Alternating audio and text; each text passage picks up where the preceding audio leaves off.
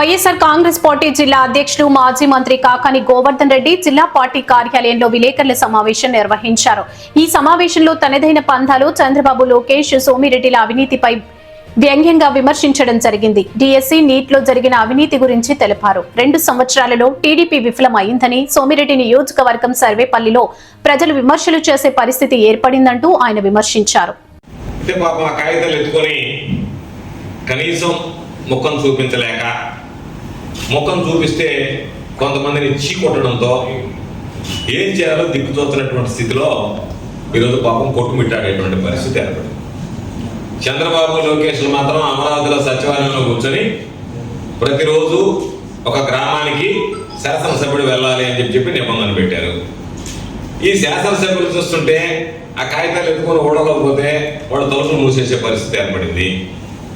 ఏమి చెప్పాలో పాల్గొన్నటువంటి స్థితిలో ఉన్నారు. గ్రామానికి వెళితే ఇదిగో ఈ కుటుంబానికి ఇది చేసాం, ఈ గ్రామానికి ఇది మేలు చేసాం, ఈ ఊళ్ళో రోడ్లు వేయించాం, ఈ ఊళ్ళో డ్రైన్ ఇచ్చాం, ఈ ఊళ్ళో మంచినీళ్ళు ఇచ్చాం, లేదా ఇంతమందికి అధికంగా ఈ ప్రభుత్వం వచ్చిన తర్వాత పెన్షన్ ఇచ్చాం, లేదా ప్రభుత్వం ఇచ్చినటువంటి సూపర్ 6, సూపర్ 7 హామీలు అమలు చేశాం, ఇదో ఆడబిడ్డ నిధి కింద 1500 ఇస్తానని చెప్పి మేము అంతకుముందు గతంలో వచ్చి మీకు కరపత్రాలు పంపిణీ చేశాం.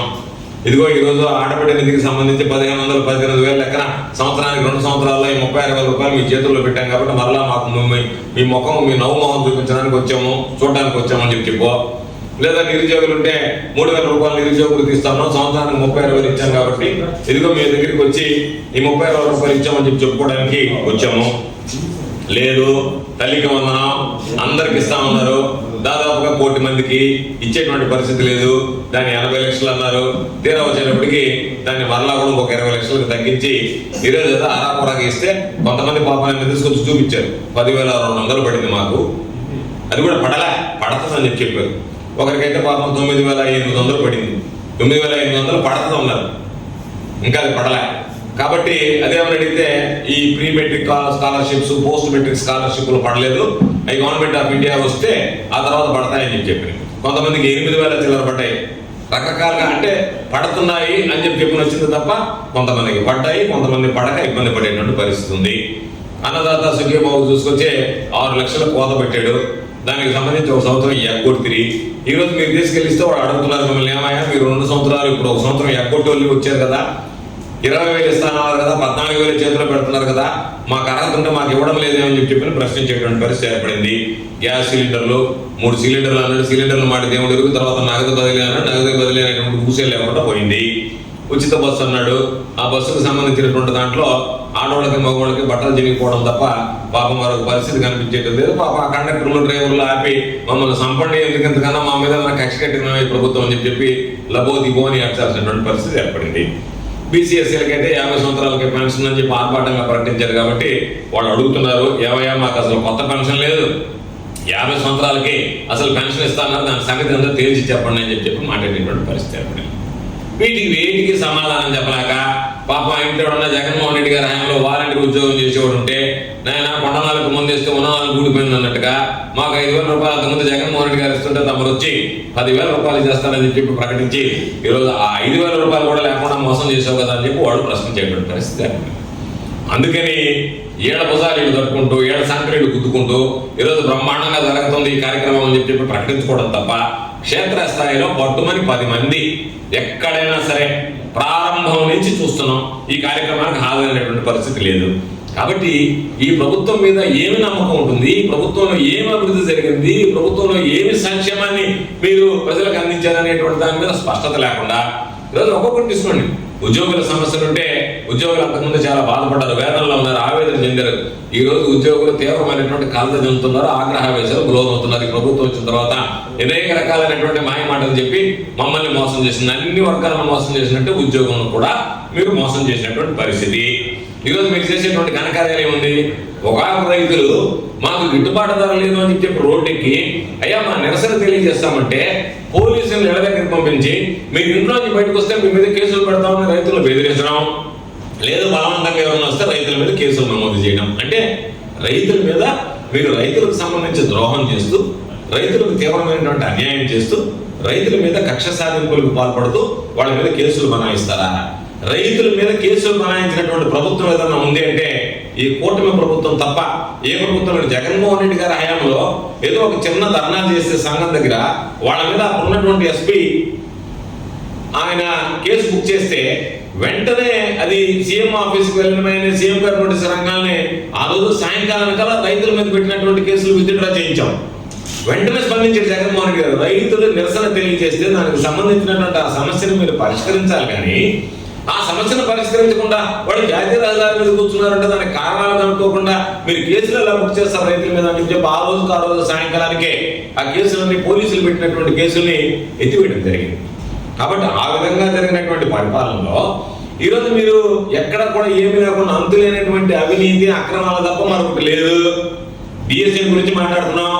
డిఎస్సీకి మొన్న ఎంతమంది విద్యార్థులు, ఎంతమంది యువత, ఎంతమంది తల్లిదండ్రులు హాజరయ్యారో చూసాం. ఆ రోజు పాప అనేక మంది కాగితాలు ఎత్తుకొని సంచుల్లో అయ్యా మా బిడ్డకు అన్యాయం జరిగింది, మాకు అన్యాయం జరిగిందని చెప్పి పుంకాలుగా ఆ కార్యక్రమంలో పాల్గొని ఫిర్యాదులు అందజేశారు. ఆయనేమో నేను స్టాన్ఫోర్డ్ లో చదువుకున్నాను, జగన్మోహన్ రెడ్డి గారితో నేను చర్చలు చేద్దాం, స్టాన్ఫోర్డ్ లో ఏం చదివావు చూసాము, స్టాన్ఫోర్డ్ లో నువ్వు యూనివర్సిటీలో చదవాలి, స్విమ్మింగ్ పూల్ లో బయట నువ్వు అంతా బ్రహ్మాండంగా చదువుకొని వచ్చినటువంటి వాడు లోకేష్. ఆయనకి ఎక్కడో ఒకసారి ఒక బీజం పడిందంట. ఆ బీజం పడింది ఎక్కడ అనేటువంటిది చెప్తే కదా నీకు ఎక్కడ బీజం పడిందని. ఆయనకి 10వ తరగతిలో పడిందంటే బీజం. అప్పుడు దాకా పడలేదు, నాకు 10వ తరగతిలో పడింది బీజం, నేను స్టాన్ఫోర్డ్కి వెళ్ళిపోయాను. ఆ బీజం నాకు స్టాన్ఫోర్డ్ లో ఈత కులంలో జలకాలాటంలో పాట పాడుకున్న దాకా పోయిందని చెప్పి చెప్పుకుంటున్నాడు. నీ అడిగేది ఏంది? నువ్వు చేసినటువంటి దగులుబాజీ పని మీద వివరణ నువ్వు చేత సమాధానం చెప్పు, చేత కాకపోతే మూసుకొని కూర్చో. అంతేగాని ఆయన రమ్మను ఈయన రమ్మను, నీ దగ్గరికి నీ స్థాయి ఎంత, నీ శక్తి ఎంత, నీ స్తోమత ఎంత, విద్యా వ్యవస్థ గురించి ఏమి తెలిసి మాట్లాడుతున్నావు? మీ నాయన ముఖ్యమంత్రి కాబట్టి నీకు ఆ విద్యా వ్యవస్థకు సంబంధించినటువంటి దాంట్లో భ్రష్టు పట్టించాలని ఆలోచన ఉందేమో. చంద్రబాబు నాయుడు నేను భ్రష్టు పట్టించాలా, విద్యా వ్యవస్థను భ్రష్టు పట్టించాలని ఆ పోటీ కూడా నీకు ఇచ్చినట్టున్నాడు. ఎవడన్నా చదువు సంధ్యమైనటువంటి మొద్దబ్బాయిని తీసుకొచ్చి విద్యా వ్యవస్థను ఇస్తే దాన్ని ప్రక్షాళన చేస్తున్నామని చెప్పి దాని పేరుతో రకరకాలైనటువంటి స్కాములకు పాల్పడతా ఈరోజు మీరు దోపిడీ చేస్తుంటే ఎంతో మంది నిరుద్యోగుల పాపం ఆవేదన చెందుతుంటే వాళ్ళ అన్యాయానికి గురయ్యామో మోసపోయామని చెప్పి బాధపడుతుంటే దాని గురించి ఆలోచన చేయకుండా మీరు డిఎస్సీకి సంబంధించిన సవాళ్లు విసరతా, వాళ్ళని అవమానపరిచే విధంగా మాట్లాడతా, అధికారుల చేత ప్రెస్ మీట్లు పెట్టిస్తా, ఏదో ఒక విధంగా దాన్ని మసిపూచి మారేడికాయ చేసి డైవర్షన్ పాలిటిక్స్ రూపొందుకుంటున్నారు తప్ప జరిగిన దాంట్లో వాస్తవం ఉందా లేదా? దాని మీద సిబిఐ విచారణ జరిపిస్తే మీకు వచ్చేటువంటి నష్టం ఏంటి? వాస్తవాలు ప్రజలకు తెలుస్తాయి. ఒకవేళ నిజంగా మీరు దోషులు కాదు, మీరు అక్రమాలకు పాల్పడలేదు, మీకు క్లీన్ చిట్ వస్తుంది. దానికి సంబంధించినటువంటి దాంట్లో మీరు ఎందుకు వెనకాడాల్సినటువంటి పరిస్థితి ఏర్పడుతుందంటే అవినీతి అక్రమాలు జరిగిన మాట వాస్తవం కాబట్టి, మీ మావోతం అంతా బట్టబయలవుతుంది కాబట్టి, మీ దుర్మార్గాలన్నీ వెలుగు చూస్తాయి కాబట్టి, మీ అవినీతి కోణం అంతా మొత్తం ప్రజలు తెలుసుకుంటారు కాబట్టి దాని నుంచి మీరు బుకాయించడానికి బయటపడడానికి ఈరోజు సిబిఐ ఎంక్వైరీ వేయకుండా దానిలో నేను రాజీనామా చేయాల్సినటువంటి అవసరం లేదని తణుకుతాను ప్రకటించుకుంటా. ఎందువల్ల నువ్వు రాజీనామా చేయవు? నీ హయాంలో ఫెయిల్యూర్ జరిగిందనేటువంటి వాస్తవాలు చెప్తున్నావు. ఆ వాస్తవాలకు నువ్వు సమాధానం చెప్పలేకపోతున్నావు. లోకేష్ జగన్మోహన్ రెడ్డి గారు రావాలే, మన నెల్లూరు శాసనమండలి సభ్యులుగా ఉన్నటువంటి మన పర్వతరెడ్డి చంద్రశేఖర్ రెడ్డి గారిని పంపిస్తాం. ఆయన అడిగిన ప్రశ్నలకు నువ్వు సమాధానం చెప్పగలిగితే నువ్వు విద్యాశాఖ మంత్రిగా కొనసాగడానికి అర్హుడివే. కాబట్టి ఆయన అనేక సందర్భాలలో చంద్రశేఖర్ రెడ్డి గారు కానీ అనేక మంది విద్యావేత్తలు కానీ అక్కడ ఉన్నటువంటి మోసపోయినటువంటి నిరుద్యోగులు కానీ గోల్డ్ మెడల్స్ తీసుకొచ్చి జగన్మోహన్ రెడ్డి గారు అయ్యా నేను బంగారు పథకాలు సాధించాను, నాకు మాత్రం రాలేదు, అసలు కనీసం క్రీడా మైదానంలో అడుగు పెట్టినటువంటి వాడికి, ఆట చేతగానటువంటి వాడికి, పోటీ పరీక్షలో కూర్చున్నటువంటి వాడికి ఈరోజు డిఎస్సీలో ఉత్తీర్ణులు అయ్యారు, దీనికి సంబంధించి ఏంటో చెప్పండి అని అడుగుతుంటే దానికి సమాధానం చెప్పకుండా అధికారులు ఏం చెప్తున్నారు? మేము ప్రభుత్వ నియమ నిబంధనల ప్రకారమే ఎంపిక చేశాము అంటున్నారు. మేము అడిగేది ఏంటి?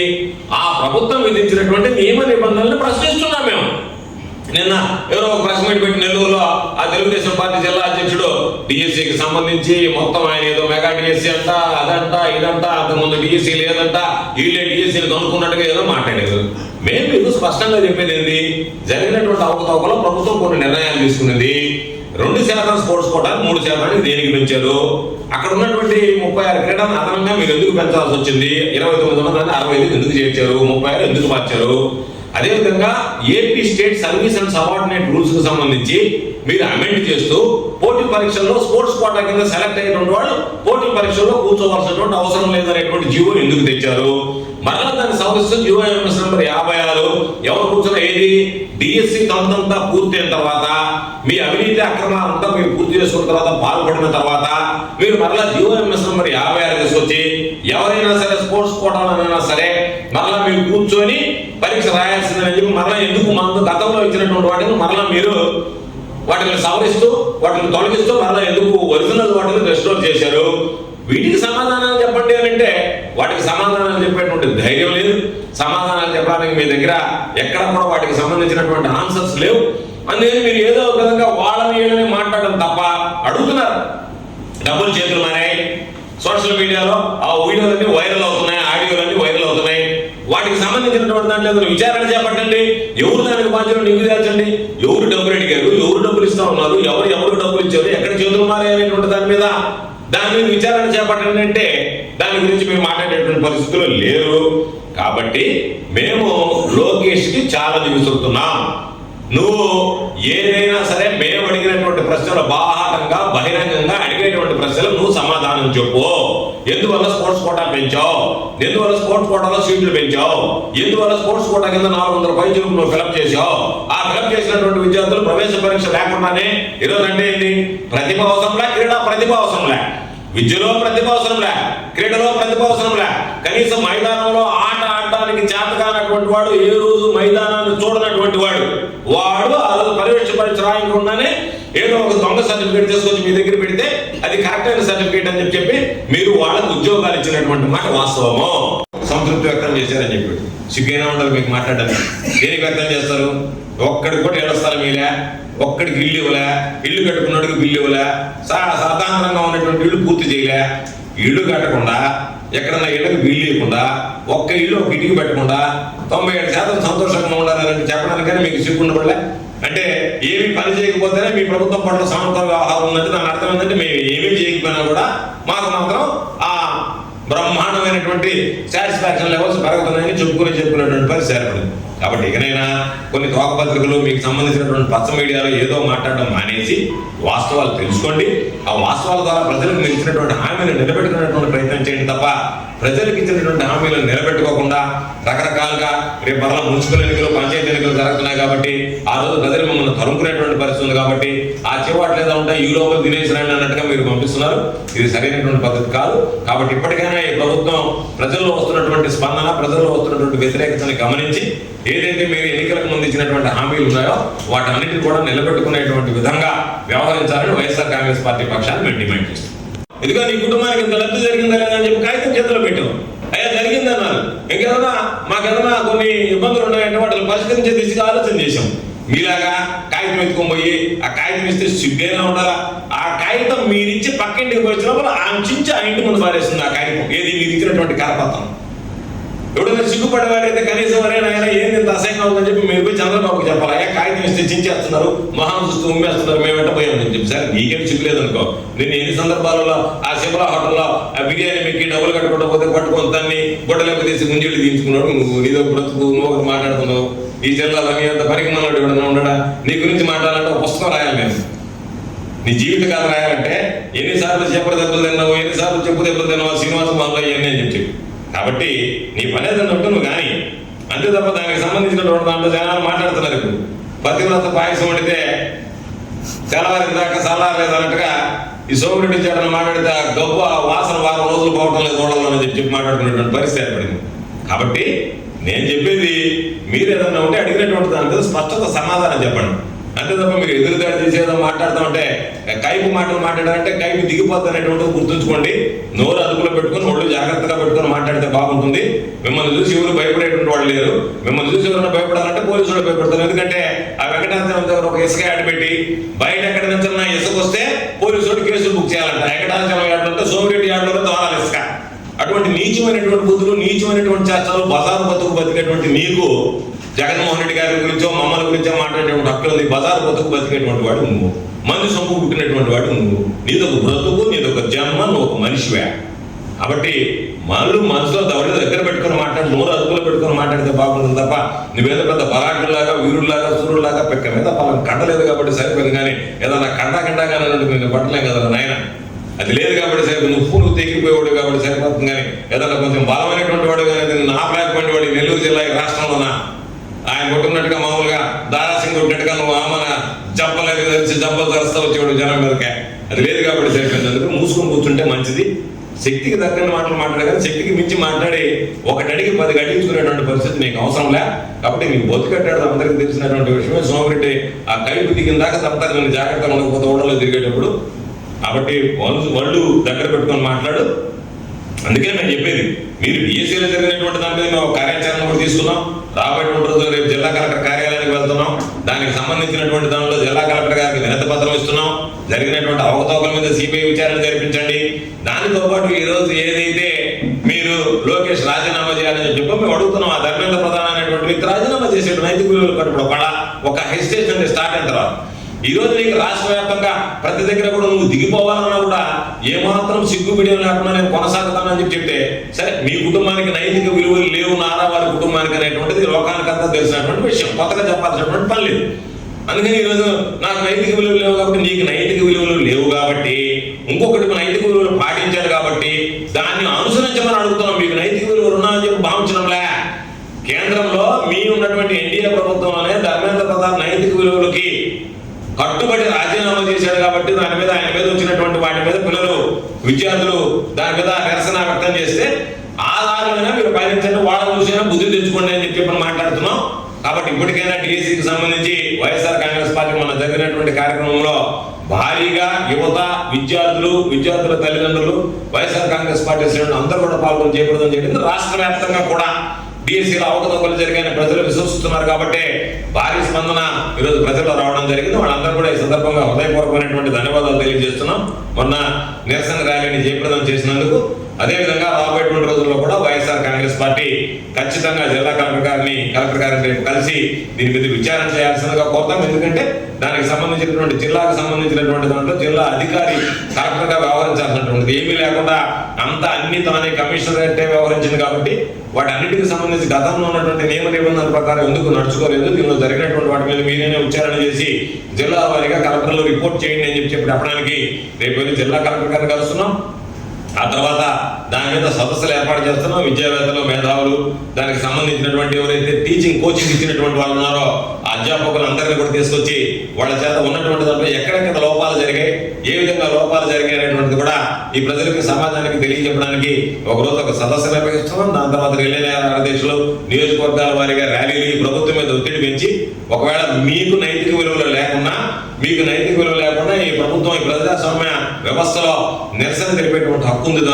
దాని ద్వారా మా గళం బలంగా వినిపించి మీరు ఆ పదం నుంచి తప్పుకొని దీని మీద పూర్తి స్థాయిలో విచారణ జరిపి ఎవరైతే అన్యాయంగా ఈరోజు పాపం నిరుద్యోగులు ఉద్యోగాలు కోల్పోయారో, ఎన్నో ఆశలు పెట్టుకున్నారో, మెగా డిఎస్సీ ఏదైతే దగా డిఎస్సీగా మీరు మార్చేశారో దాని మీద ఖచ్చితంగా వైఎస్ఆర్ కాంగ్రెస్ పార్టీ పోరాటం చేసి ఈరోజు పాపం అన్యాయం జరిగినటువంటి వాళ్ళకి అండగా నిలుస్తుంది అని చెప్పి సందర్భంగా తెలియజేస్తూ 2 ఏళ్ల నమ్మకం, అభివృద్ధి, సంక్షేమం అనేటువంటి కార్యక్రమం పూర్తిగా ఫాస్ట్గా మారిపోయింది. ఎవ్వరు పట్టించుకునేటువంటి పరిస్థితి లేదు. ఇది బోగస్, బోటకం అని చెప్పి ప్రజలే మాట్లాడుకునేటువంటి పరిస్థితి ఏర్పడింది. కాబట్టి చంద్రబాబు నాయుడు గారిని చూస్తే నవ్వు వస్తుంది. ఈ మధ్య వచ్చాడు గూడూరుకి ఇది వాస్తవమా కాదా? అదేమంటే పేకాటకి బ్రిడ్జ్ గేమ్కి తేడా లేదు. ఏది పేకాట అంటే పేకలతో ఆడేటువంటి పేక మొక్కలతో ఆడేటువంటి దాన్ని పేకాట అంటారు. దానికి ఒక కొత్త పేరు ఒకటి పెట్టి దానికి సంబంధించినటువంటి దాంట్లో మీకు తేడా తెలియదంటే మాకు అంత తేడా తెలుస్తుంది. మేము స్టాంప్ బోర్డులో పోయి పేక ఆడేవాళ్ళం కాదు కదా. మేము మామూలుగా అయితే ఇక్కడ చదువుకున్నటువంటి వాళ్ళందరం. కాబట్టి నీ అంత తెలివితేటలు ఎవరికి వస్తాయి? కాబట్టి నీకు అది ఉంటే నువ్వు దాని మీద సమాధానం చెప్పు. మేము అడిగేటువంటి ప్రశ్నలకు నువ్వు సమాధానం చెప్పు. విశ్లేషణ చాలా మంది నువ్వు మాట్లాడు. ఇదిగో ఇది అని చెప్పి ఇతిమొత్తంగా సమాధానం చెప్పలేక, ఏమీ చెప్పలేక ఈరోజు మీరు జనాల దగ్గరికి పోయి ఒక సినిమా టైటిల్ లాగా 2 ఏళ్ల నమ్మకం, అభివృద్ధి, సంక్షేమం. చంద్రబాబు నాయుడు జీవితంలో నమ్మేటువంటి వాడు ఎవడన్నా ఉంటాడు ఈ ప్రపంచంలో? ఈ ప్రపంచంలో అబద్ధానికి చొక్కా ప్యాంటు వేస్తే చంద్రబాబుని పేరు పెట్టొచ్చే. నీ రూపమే అబద్ధానికి ప్రతిరూపమే. చంద్రబాబు అంటేనే అబద్ధాల మహిమే. అటువంటిది మళ్ళా 2 ఏళ్ల తర్వాత నమ్మకం అంట, అభివృద్ధి అంట, సంక్షేమం అంట నీ బండ. కాబట్టి ఆ పరిస్థితిలో పాప నేను ఏదో ఉంది సోమరెడ్డి మనం కొట్టినటువంటి ముందు దిగినట్లే, కైపు దిగినట్లే అందుకని ఆయన వచ్చి అన్ని పోమరాడితే ఏళ్ళు పోమరాడి అని చెప్పి ఆయన నిన్న హా హో అని చెప్పేసి పోయాడు, రకరకాలుగా మాట్లాడేసుకున్నాడు. మేము అడిగేది ఏంటి, సరే మీ గురించి ఎందుకు మాట్లాడాలా, చాలా తక్కువ మాట్లాడాలి. పోయినసారి చెప్పినా నేను, నీ బ్రతికేంది, నువ్వు ఇంటర్వెల్లో చదువుకున్నప్పుడు పిల్లకాయలు బయటికి పోతే వాడు పుస్తకాలు తెలిసిపోయి పప్పు పిల్లలు శనగలు పిల్లలు కమ్ముకున్నాడు నువ్వు కాదా? అటువంటి వచ్చి పిల్లలకి ఏ విధంగా విద్యార్థి జీవితంలో మెగా పేరెంట్స్ డేలో స్పీచ్ ఇస్తుంది. నీ బండ నీ బ్రతుకి నువ్వు పోయి పిల్లకాయలకి వాళ్ళు ఏం చెప్పాలి, నువ్వు విధవరాలకు తీస్తే నాలాగే బతుకమని నువ్వు వాళ్ళకి ఏం చెప్పాలంటే ఆ మెడికల్ అయితే చెప్పగలను. ఇంటర్వెల్లో వెళ్ళిన తర్వాత ఎట్లా కాల్చుకొని ఉండాలా, ఆ పుస్తకాలు ఏ విధంగా కొట్టేయాలా, ఏ విధంగా వేస్తే వాడు నీకు బెల్లం శనగలు పెడతారని చెప్పి దాచి చెప్పడం, ఆ మెడికల్ చెప్పడంలో నువ్వు నేర్పాలి. అంతేకాదు నువ్వు చదువుని గురించి చదువు సంజయలేనటువంటి వాడు నువ్వు పోయి మాట్లాడుతుంటావు. దాని మీద ఆయన మాట్లాడే అన్ని పోవాలని చెప్పి నీ పని ఏంది ఉంది కదా. ఇప్పుడు ఆ బలకర్లు ఉన్నాయి, ఆ బలకరం దగ్గర టన్నుకి 50 రూపాయలు అడిగావు, వాళ్ళు ఎవరు కృష్ణపట్నంలో ఎక్కడన్నా సిగ్గుమాలేడు కాకపోతే తెలుగుదేశం వాళ్ళే పోయి ప్రభుత్వంలో ధర్నా చేస్తున్నారు. ఏమని, ఆ బల్కర్కి నీకు 50 రూపాయలు టన్నుకి లేదు కాబట్టి దానికి పోలీసులు వత్తాసు. ఈరోజు నేను అడుగుతున్నా, ఆ మనం పుత్తూరులో నుంచి పోయేటువంటి బల్కర్లు నువ్వు 50 రూపాయలు అంటే వాడు 10 రూపాయలు ఇస్తానన్నాడు, మళ్ళీ ఏదో మధ్యలో బేరసారన్నాడు. అది కానీ కుదిరిందంటే మళ్ళీ ముత్తుకుంటంలో పోవచ్చు, అప్పుడేమో పొల్యూషన్ ఉండదు. నీకు 50 రూపాయలు తెలిస్తే పొల్యూషన్ ఉండదు, 50 రూపాయలు తెలియకపోతే ముత్తుకురోడ్డు పొల్యూషన్ ఉంటుంది. నీ బ్రతుకు నువ్వు ఒకటి మాట్లాడేటువంటి వాడివి, ఎందుకు నువ్వు అనవసరంగా ఒకటి అడిగి ముందు అడిగించుకుంటావు? ఆ సొసైటీలో అందరి పేరుతో పెట్టి కార్లు కొట్టేసి ఆ దొంగ కార్లు తిరిగినాడు, మళ్ళీ ఆ సొసైటీ ఓపెన్ చేస్తే పోయి పొదలపూర్లో గబ్బు పెట్టిపోతుంది కదా. ఎక్కడికన్నా పోతే నీ మొహం వస్తున్నారని అనుకుంటుంది కూడా లేపాయి. గట్టిగా అరిస్తే రాబాయ్ సోము, గట్టిగా అరిస్తే నీకు మొత్తం 4 రోజులు తిన్నంత కింద పైన బయటకు వస్తుందా? నువ్వు ఎందుకు మళ్ళీ మాట్లాడడం చెప్పు, నీకు దేనికి?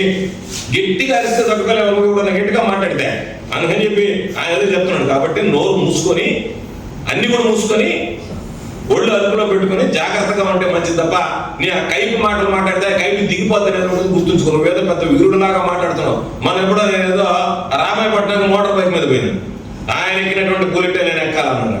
అమ్మవారిపాలెంలో ఒక బుల్లెట్ పెట్టారు, ఆ ఫోటో కూడా ఇచ్చాడు. దాన్ని పట్టుకోవడానికి ఆ బుల్లెట్ ఈ పక్క నలుగురు ఆ పక్క నలుగురు పట్టుకోవడానికి, ముందు పోవడానికి కాదు.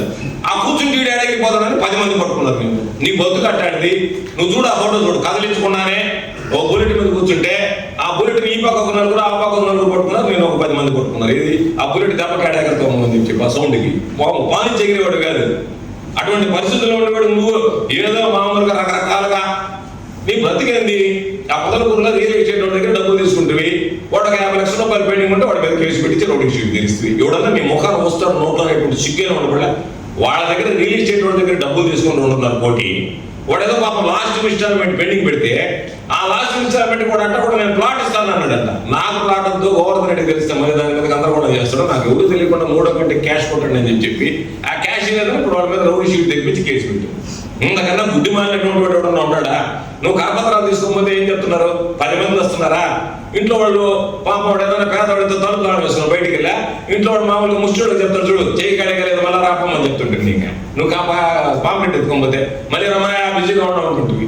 అది నీ బ్రతుకు. నువ్వేదో మళ్ళీ మామూలుగా లోకేష్ బాబుని నువ్వు పోయి లోకేష్ అంటే నాకు నాకేం అభ్యంతరం కదా, ఆయన నాకించుకుంటాడు చీకేసిన దాటి వేసుకుని ఉంటావు కాబట్టి నువ్వు.